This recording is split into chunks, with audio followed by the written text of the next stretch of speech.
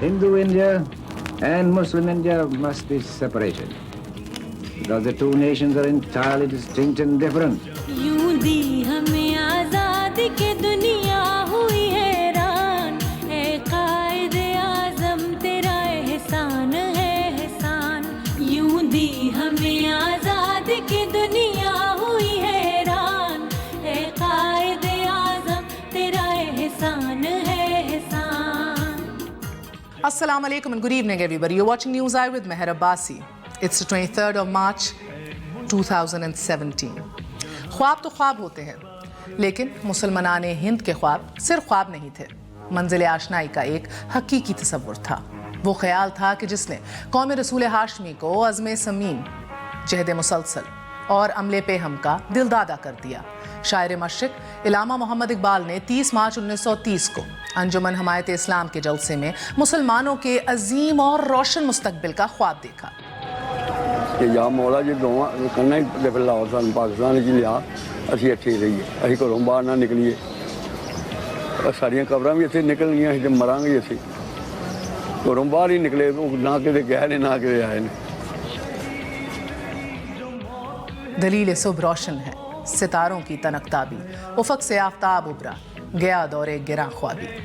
ناظرین، 9 ماہ بعد 29 دسمبر 1930 کو اعلی آباد میں منعقدہ آل انڈیا مسلم لیگ کے سالانہ اجلاس کے موقع پر علامہ محمد اقبال نے باقاعدہ طور پر علیحدہ وطن کی تجویز دی۔ شاعر مشرق کے آزاد اور خود مختار اسلامی ریاست کے اس تصور کو مسلمانان بر صغیر نے 23 مارچ 1940 کو عملی قدم میں بدلتے دیکھا۔ منٹو پارک لاہور میں آل انڈیا مسلم لیگ کا 3 روزہ اجلاس انعقاد پذیر تھا۔ اجلاس کے دوسرے روز یعنی کہ 23 مارچ 1940 کو شیر بنگال اے کے فضل الحق نے تاریخی قرارداد پیش کی، لیکن ذہن میں رکھیے کہ یہ قرارداد ایک ایسے وقت میں پیش کی جا رہی تھی کہ جب متحدہ ہندوستان پر برطانوی وائس رائے کا راج تھا۔ ہندو اور انگریز اتحاد مسلمانوں کی نسل کشی پر تلا تھا۔ مسلمان بدترین مخلوق تھی کہ جن کے ساتھ کھانا پینا اور تعلق رکھنا بھی عیب سمجھا جاتا تھا۔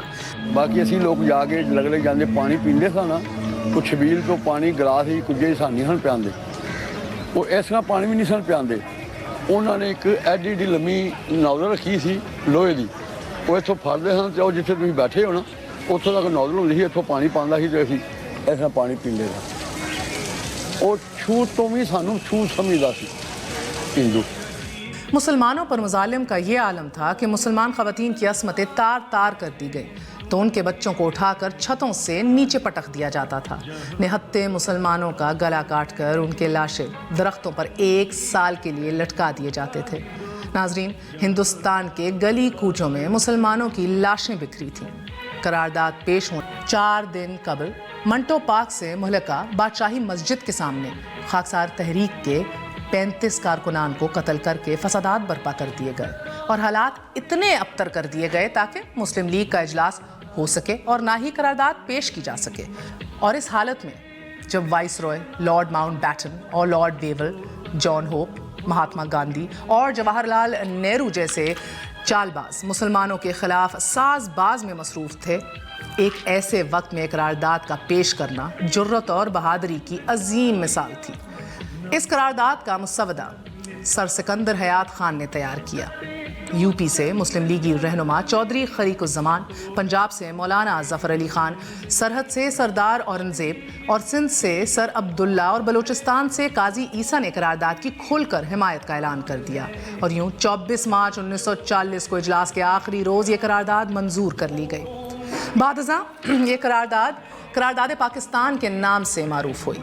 یہ قرارداد بنیادی طور پہ at the heart of it Allama Iqbal کے فلسفہ خودی اور آزادی اور علیحدہ مسلم ریاست کے قیام کا مکمل عکس تھی۔ اس قرارداد میں قرار پایا آل انڈیا مسلم لیگ کا یہ اجلاس اس امر کے اعادے پر زور دیتا ہے کہ 1935 کا حکومت ہند کا ایکٹ ناقابل عمل، اناسیپٹیبل، غیر موضوع ہے۔ وائس رائے کے اس قانون کے تحت ہندوستان میں نیا نظام حکومت متعارف کرایا جا رہا تھا۔ اس نظام کے تحت وفاق اور صوبوں کے لیے الگ الگ قوانین پیش کیے گئے کہ جو مسلم لیگ اور کانگریس دونوں کے لیے ہی قابل قبول نہیں تھے۔ قرارداد پاکستان میں کہا گیا کہ مسلمانان ہند تب تک مطمئن نہیں ہوں گے کہ جب تک مکمل آئینی منصوبے پر نئے سرے سے نظر ثانی نہیں کی جاتی۔ اس قرارداد میں مطالبہ کیا گیا کہ ہندوستان کے جن علاقوں میں مسلمانوں کی اکثریت ہے انہیں علیحدہ ریاست بنا دیا جائے۔ ہندوستان کے شمال، مغربی اور مشرقی علاقوں میں علیحدہ ریاست مکمل آزاد اور خود مختار ہو۔ ان کے مذہبی، ثقافتی، معاشی، سیاسی، انتظامی اور دیگر حقوق اور مفادات کے تحفظ کے لیے مؤثر اقدامات کیے جائیں، اور ساتھ ساتھ ہندوستان کے دوسرے حصوں میں کہ جہاں مسلمان مائنورٹی یعنی کہ اقلیت میں ہیں ان کے بھی حقوق اور مفادات کا تحفظ یقینی بنایا جائے۔ یہ وہ ریزولوشن تھی کہ جس نے مسلمانان برصغیر کی روح میں تحریک برپا کر دی۔ اس قرارداد کو 1 سال بعد آل انڈیا مسلم لیگ کے آئین کا حصہ بھی بنا لیا گیا، اور 6 برس بعد پاکستان کا مطالبہ زور پکڑ گیا۔ قائد اعظم کی ولولہ انگیز قیادت میں مسلمانان ہند خود مختار ملت اسلامیہ کے لیے سر بکفن ہو گئے۔ 7 سالہ یہ دور ہندوستان کی تاریخ کا ہنگامہ خیز دور تھا۔ 10 کروڑ مسلمانوں کا پاکستان کا مطالبہ سیاسی بساط پر چھا گیا، اور ہندو اور انگریز حکمران مطالبہ پاکستان کے خلاف متحد ہو گئے۔ پاکستان مخالف سازشوں کے جال بنے جانے لگے۔ مہاتما گاندھی، جواہر لال نہرو، ولبھا بھائی پٹیل، وائس رائے ہند، لارڈ ویول، فریمن تھامس، جان ہوپ اور ماؤنٹ بیٹن جیسے کردار متحرک ہو گئے۔ لندن میں گول میز کانفرنس کا انعقاد ہو، کیبنٹ مشن کی آمد ہو، عارضی حکومت سازی کا فارمولا ہو، ٹرپس مشن ہو، شملہ کانفرنس ہو، ہندوستان چھوڑ دو تحریک ہو، یا پھر گاندھی کی محمد علی جناح کو قائل کرنے کے لیے ملاقاتیں، مسلم لیگ کو مطالبہ پاکستان کے متبادل حل پر رام کرنے کا ہر جتن کیا گیا، لیکن قائد اعظم کے عزم مصمم کو متزلزل نہ کیا جا سکا۔ مسلم لیگ کو رام کرنے کے لیے آخری حربے کے طور پر عام انتخابات کا ڈھونگ رچانے کا اعلان بھی کر دیا گیا۔ قائد اعظم کی قیادت میں مسلم لیگ نے لے کے رہیں گے پاکستان کو انتخابی نعرہ بنا دیا۔ انتخابی مہم کے دوران حالات اتنے ناساز بنا دیے گئے کہ نسلی فسادات، مذہبی انتشار نے جنگ کا ماحول بنا دیا، مگر اس کے باوجود مسلم لیگ نے 90% سے زائد سیٹیں جیت کر قیام پاکستان پر مہر تصدیق ثبت کر دی۔ ناظرین، تاریخ نے پھر وہ تاریخی لمحات بھی دیکھے کہ جب فروری 1947 کو برطانوی وزیر اعظم نے جون 1948 میں ہندوستان کو خیر آباد کہنے اور مسلمانوں کے لیے علیحدہ وطن کا اعلان کر دیا۔ 3 جون 1947 کو آل انڈیا ریڈیو دہلی سے بانی پاکستان قائد اعظم محمد علی جناح نے مسلمان ہند سے خطاب کیا اور پاکستان کا مطالبہ مان لیے جانے کا مزدہ جاں فضا سنا دیا۔ ہمیں جو دکھ دیا گیا ہے اس کا مثال تاریخ میں نہیں ملتا، مگر ہمیں پاکستان کو قائم رکھنے کے لیے ابھی اور قربانی کرنا ہوگی۔ اور پھر 14 اگست 1947 کو فلک نے وہ تابناک منظر بھی دیکھا کہ جب برِ صغیر کے نقشے پر ایک آزاد اور خود مختار اسلامی جمہوریہ پاکستان وقوع پذیر ہو گیا۔ Through Karachi streets drives the Quaid-e-Azam, Muhammad Ali Jinnah, Pakistan's first Governor-General. It's Karachi's first day of independence, and the crowds are out to greet him and Earl Mountbatten. Mountbatten was in Karachi to declare independence for the newly created state. Bizarrely, no one except he and Radcliffe knew where its borders were, but this didn't stop the celebrations.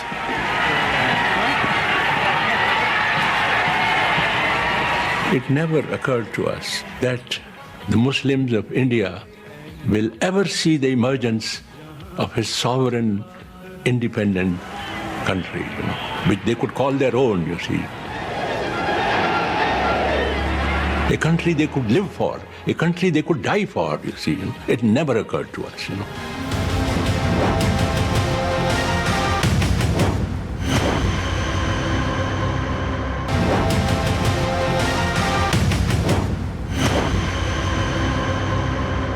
واپس آنے کا شکریہ۔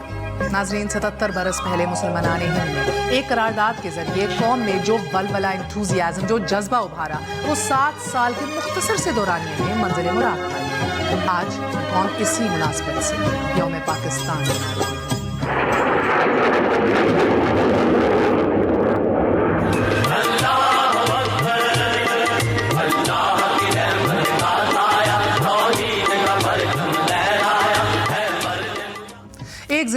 اور تابندہ پاکستانی قوم ترقی اور خوشحالی اور استحکام کی جستجو میں ہے۔ ہمارے اسلاف نے 70 برس پہلے جس خواب کو عظیم قربانیاں دے کر تعبیر بخشی، آج وہ ملت اسلامیہ ان کے خوابوں کا حقیقی عکس ہے بھی یا نہیں؟ شہید ملت لیاقت علی خان کے بعد جو سول اور ملٹری بیوروکریسی حکمران بن بیٹھی، اس کا تحریک پاکستان کے خواب و خیال سے کوئی واسطہ ہی نہیں تھا۔ وہ اپنا برطانوی استبداد کی خدمت میں مصروف رہے۔ ادھر تحریک پاکستان چلتی رہی اور ادھر وہ انگریز سامراج کی تابعداری میں مگن رہے۔ تو لیاقت علی خان شہید ہوئے تو سیاستدان ایک طرف کر دیے گئے اور سکندر مرزا، ایوب خان، غلام محمد یہ سارے کاروبار سلطنت کے سربراہ ہو گئے۔ تو اب ان میں سے کوئی آدمی بھی ایسا نہیں ہے کہ جسے کچھ پتہ ہو کہ 1940 میں کیا ہوا تھا، کیوں ہوا تھا، کہاں کہاں سے اکٹھے ہوئے تھے لیڈر لاہور میں، اور جو قرارداد لاہور تھی اس کا معنی و مفہوم کیا تھا، یہ بالکل آگاہ نہیں تھے۔ انگریز سامراج چلا گیا تھا اور ایک نیا سامراج دور سے 7 سمندر پار سے امریکی سامراج اپنے سائے رفتہ رفتہ بڑھاتے ہوئے پورے پاکستان پہ چھا گیا تھا اور یہ اس کے کارندے بن گئے تھے۔ تو انہیں کیا پتا کہ عوام کے خواب و خیال کیا تھے اور بادیان پاکستان نے کس طرح سے کس تصور کو جنم دیا اور اس تصور کی روشنی میں تحریک پاکستان کو کیسے جنم دیا۔ تو ان سے توقع ہی نہیں کی جا سکتی تھی۔ میرے خیال میں ہمارے سیاسی اور تمدنی تباہی کی ذمہ دار یہ بڑی تبدیلی ہے۔ لیاقت علی خان کی شہادت اور اس کے بعد سیاستدانوں کا ایک طرف کر دیا جانا اور برطانوی سامراج کے موروں کو قیادت کی گدی پہ بٹھا دینا۔ 23 مارچ کی ریزولوشن میں پاکستان کا تذکرہ نہیں تھا، نام نہیں لیا گیا پاکستان کا، اور اس کا تصور بعد میں ابھرا۔ اس وقت تک غالباً سوچ یہ تھی کہ مسلمانوں کے لیے زیادہ حقوق، زیادہ ان کو تحفظ دلایا جائے، لیکن بعد میں جیسے پاکستان کا تصور ابھرنا شروع ہوا تو پھر چیزیں واضح ہونی شروع ہوئیں، خد و خال ہمارے سامنے آنے شروع ہوئے، اور جو وعدے کیے گئے تھے ان میں بہت ساری امپورٹنٹ چیزیں جیسے اقلیتوں کے حقوق ہیں، سب کے لیے برابر، اور ایک رول آف لاء کی بات تھی، میرٹ کی بات تھی۔ یہ ساری چیزیں اگر ہم اپنے سامنے رکھیں تو یہ آج بھی برائیاں موجود ہیں جن پہ ہم بہت زیادہ آگے بڑھ نہیں سکے۔ یہ میرا کہنے کا مقصد ہرگز یہ نہیں ہے کہ ہمارے ملک میں بہتری نہیں آئی، بہت سارے فیلڈز میں بہتری آئی ہے، لوگوں کا طرز زندگی امپروو ہوا ہے، لوگوں کا معیار زندگی بہتر ہوا ہے۔ جب 1947 میں پاکستان بنا تو بے سر و سامانی کا جو عالم تھا اور جو مسائل تھے ان کا ایک پہاڑ تھا۔ 1 کروڑ کے قریب لوگ ہجرت کر کے ایک ملک سے دوسرے ملک میں گئے، ان کو سیٹل کرنا، کام تو بہت ہوا ہے، لیکن اخلاقی اعتبار سے جو توقعات اور جو قائد اعظم نے باتیں کی تھیں وہ شاید ساری ہم نے ان کو اگنور کر دیا، نظر انداز کیا، اور ان پہ بہت پیش رفت نہیں ہوئی۔ میں 23 مارچ کے اس قرارداد کو جوڑتا ہوں قائد اعظم کی 11 اگست کی تقریر جو انہوں نے 1947 میں کی، اور جن برائیوں کا انہوں نے تذکرہ کیا وہ برائیاں واضح ہیں، ہم سامنے رکھیں تو اندازہ ہوتا ہے کہ آج بھی وہ موجود ہیں۔ اس تقریر میں انہوں نے ذکر کیا تھا کہ ہمیں نیپوٹزم سے بچنا ہے، اقربا پروری نہیں ہونی چاہیے، میرٹ پہ جاب ملنے چاہیے، کیونکہ ایک نئی مملکت تھی، اس میں بے شمار ملازمتیں، جاب نئے سرے سے نکلنے تھے، اور اقربا پروری کا ڈر تھا، وہ انہوں نے وارن کیا۔ ذخیرہ اندوزی، ان دنوں راشن نہیں ملتا تھا، ذخیرہ اندوزی سے انہوں نے خاص طور پہ منع کیا، ذکر کیا۔ پھر انہوں نے اقلیتوں کے حقوق کی بات کی کہ ان کو برابر آج اس ملک میں انہوں نے کہا کہ پاکستان بن گیا، اب آپ اپنے اپنے دین کے مطابق سب اپنے اختیار کی پریکٹس کریں، جس طرح بھی کرنا چاہیں کریں، لیکن ریاست کے اوپر سب کے حقوق برابر ہیں۔ پھر انہوں نے بلیک مارکیٹنگ اور اس طرح کی برائیوں کی کی نشاندہی کی۔ قائد اعظم جلدی رحلت فرما گئے، اور آج ہم دیکھتے ہیں کہ جہاں اللہ تعالیٰ نے بے شمار نعمتیں اس ملک میں عطا کی ہیں، وہاں وہ برائیاں بھی، وہ کمزوریاں بھی ساتھ چلتی آ رہی ہیں۔ It's food for thought. یہ یوم پاکستان پر آج کا سب سے بڑا سوال ہے۔ یوم پاکستان تجدید عہد کا یہ دن محض چھٹی سے لطف اندوز ہونے یا پھر پریڈ سے محظوظ ہونے کا دن نہیں، یہ دن اتنا تاریخی، ہسٹوریکل اور اہمیت کا حامل ہے کہ آج کے دن ہم اپنی نسل نو کو اپنے اجداد کی عظیم قربانیوں سے آشنا کر سکیں، ہم انہیں یہ بتا سکیں کہ پاکستان کا قیام ناگزیر کیوں تھا، متحدہ ہندوستان میں اس وقت ہمارے آباء و اجداد پر زندگی کس قدر تنگ تھی۔ ناظرین، آج کا یہ دن ہمیں یہ سوچنے کا موقع فراہم کرتا ہے کہ وہ پاکستان کے جس کے لیے ایک آزاد اور خود مختار ریاست کی تشکیل کا عہد تھا، کیا ارض پاک کے سینے چیرتے ڈرون حملوں، سرحدی چیک پوسٹوں پر محافظین قوم کے بکھرتے لاشوں، مشرقی سرحد کے اس پار سے زندگیوں کو بسم کرتے آگ کے گولوں، آزادی کے خواب دیکھتی کشمیری آنکھوں میں پیوست ہوتے ہندو چھروں اور سرجیکل سٹرائکس کے بھارتی دعووں کے بعد بھی وہ وعدہ ایفا ہو سکا؟ وہ مذہبی رواداری کہ جس پر مملکت پاکستان کی فصیلیں استادہ تھیں، آج ان بنیادوں میں رنگ و نسل، زبان و بیان، مذہب و فرقہ اور دہشت اور وحشت کا بارود نہیں بھر چکا؟ جس ملک میں سیاسی پارٹیاں خاندانی شہنشاہیت کے عکس پہ اپنا کاروبار چلا رہی ہوں سیاست کا، تو اسے جمہوریت نہیں کہا جا سکتا۔ جمہوریت وہ ہوتی ہے کہ جو یونین کونسل کی لیول پہ مختلف منتخب پولیٹیکل پارٹی ہے، پھر تحصیل لیول پہ، پھر ڈسٹرکٹ لیول پہ، پھر پروونس لیول پہ، اور بالآخر قومی سطح پر وہ ہوتی ہے، لیکن وہ چنی جاتی ہے موروثی طور پہ، اقتدار کو ورثے میں نہیں پاتی۔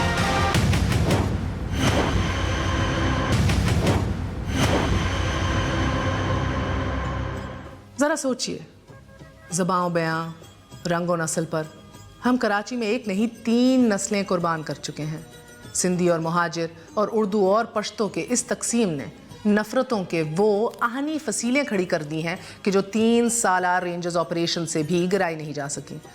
مذہب اور فرقہ بندی کا ناسور مسافروں کو قطار میں کھڑا کر کے چھلنی کر دے، مساجد اور امام بارگاہوں میں خون کی ہولی کھیلے، یا پھر 7 شریف میں مزار کے احاطے میں زائرین کے چیتھڑے اڑا دے، یہ ناسور رکا نہیں، مسلسل پھیل رہا ہے۔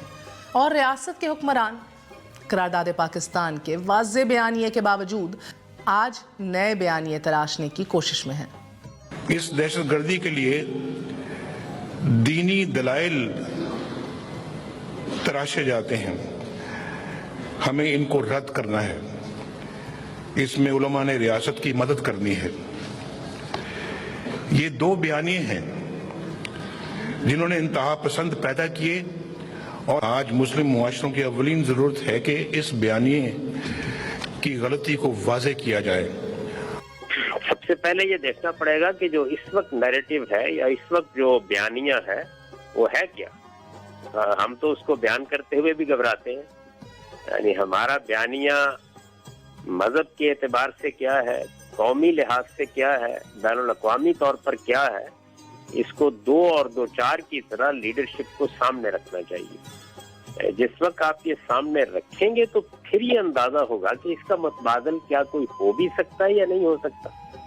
अगर उस बयानिए ही को आप ठीक तरह से नहीं समझते, बल्कि जब मौका मिलता है मजहब को अपने सियासी मकासद के लिए इस्तेमाल कर लेते हैं, तो ये कैसे हो सकता है कि कोई मुतबादिल बयानिया वजूद में आ जाए। यानी पहले जो बयानिया है उसका सही शऊर होना चाहिए।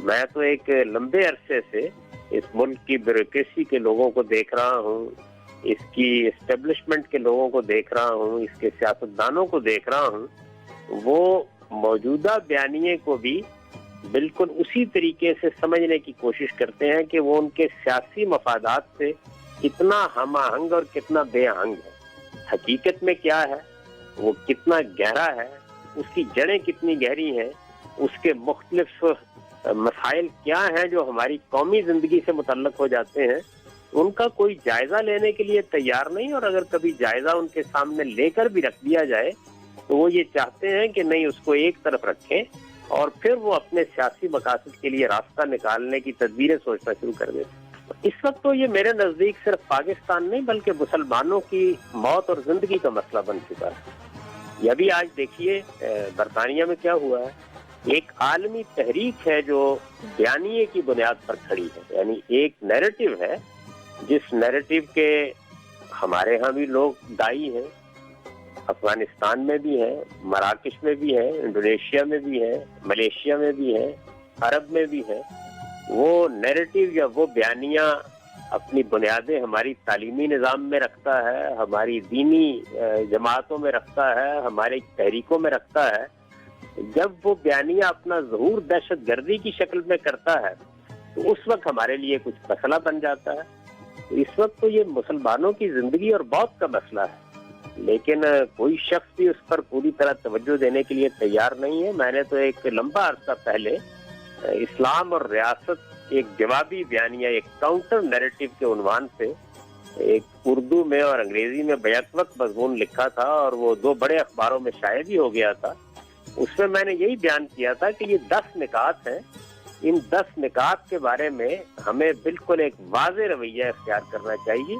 अपना नुक्ता नज़र मैंने बयान कर दिया था और बाद में उसकी शरह तफसीर भी करता रहता हूँ, लेकिन मेरा अपना एहसास है कि लोग आसानी के साथ उस पर गौर करने के लिए भी तैयार नहीं होते। मुईशत की आज़ादी का वो पैमा कहाँ है कि जिसमें कशकोल तोड़ने के दावे तो हैं, मगर वर्ल्ड बैंक और IMF के खूनी पंजों में मुईशत सिसक रही है।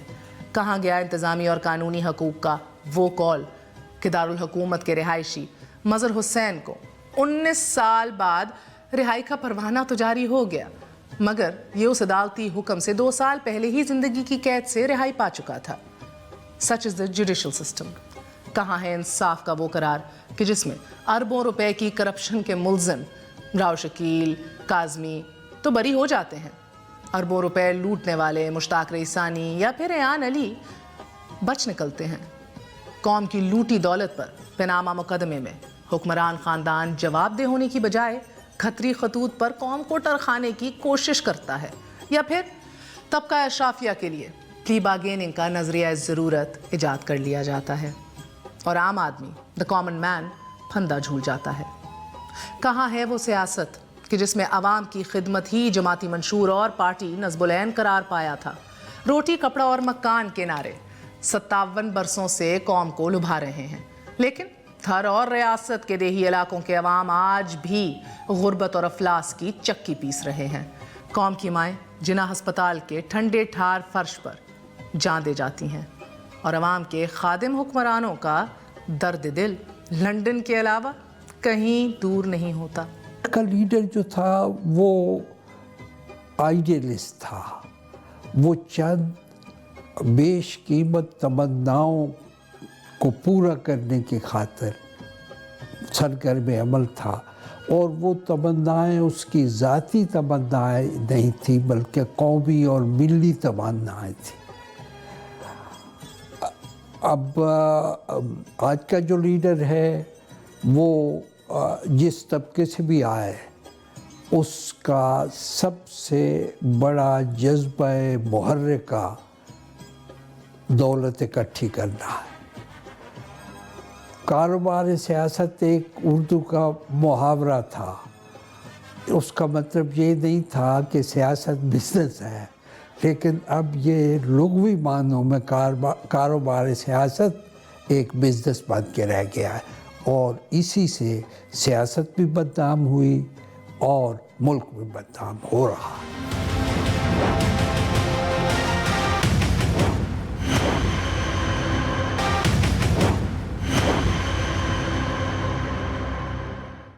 एक वो कायद थे कि जिन्हें टीबी का मर्ज लाहक हो गया तो दियारे गैर से इलाज कराना कौम पर बोझ जाना। ये है वो पाकिस्तान कि जिसमें आम आदमी के बच्चे टाट की तालीम से ऊपर ना उठ सके और उम्रा रियासत की औलादें Cambridge, Oxford, so on and so fourth अपना मुस्तकबिल निखार रही हैं। वो सकाफती रंग जिनसे रियासत पाकिस्तान का हुस्न निखरता था आज लसानियत के धब्बों से मान पड़ रहा है। जमीयत के खुदाई फौजदारों ने पंजाब यूनिवर्सिटी में सकाफती तकरीब पर हल्ला बोलकर एक बार फिर याद दिला दिया कि वक्त तो ज़रूर बदल गया है मगर शायद हमारी सोच अभी भी नहीं बदली। करारदाद पाकिस्तान का हकीकी फ़लसफ़ा 70 बरसों बाद भी कौम नहीं समझ सकी। अगर हम अपनी पूरी तारीख़ 70 साल तारीख़ का अगर जायज़ा लें तो 2-3 कमज़ोरियाँ मैं समझता हूँ वो हमें बहुत महंगी पड़ रही हैं।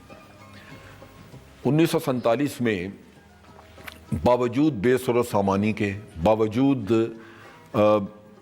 एक ऐसे हालात के जहाँ सवाए गुर्बत के और कुछ नज़र नहीं आता था, हम एक कौम थे। लेकिन हमारे लीडर्स ने ये बहुत बड़ी कोताही की है कि आज जब हम 70 साल गुजार चुके हैं और जहाँ अल्लाह ताला ने इतनी इनायात की हैं इस मुल्क पे, वहाँ हमें अपनी सफ़ों में कुछ दरारें नज़र आती हैं।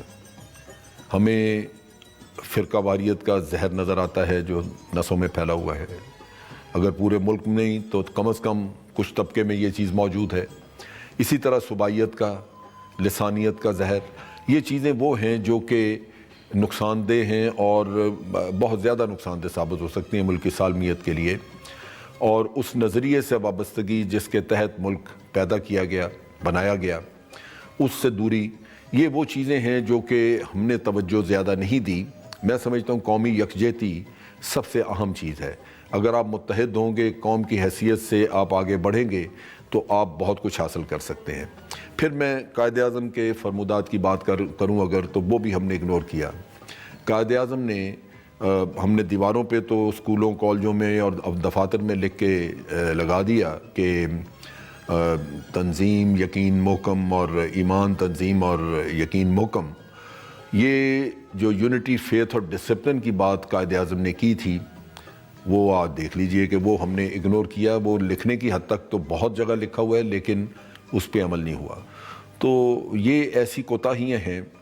फिर कायद आज़म की वफ़ात के फ़ौरन बाद अगर आप देखें तो वही लोग जिन्होंने कायद आज़म के साथ मिल के पाकिस्तान बनाया, वो उनकी वफ़ात के बाद अपने माली मफादात के पीछे लग गए। उन्होंने रूट परमिट्स बसों के लेने शुरू कर दिए, उन्होंने इंपोर्ट परमिट्स लेने शुरू कर दिए, मौके बेतहाशा थे और नतीजा ये हुआ कि पैसे के पीछे दौड़ लग गई और वो सिलसिला गालिबन आज भी चलता नज़र आ रहा है।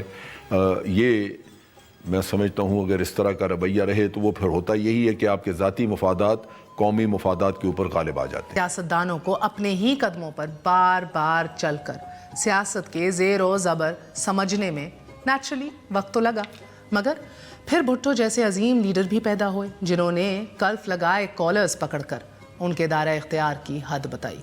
फिर हमारी बदकिस्मती थी कि भुट्टो के खौफ से जलते सिगरेट अपनी पतलून में डालने वालों ने उन्हें तख्ता-ए-दार पर लटका दिया और हम देखते ही रह गए।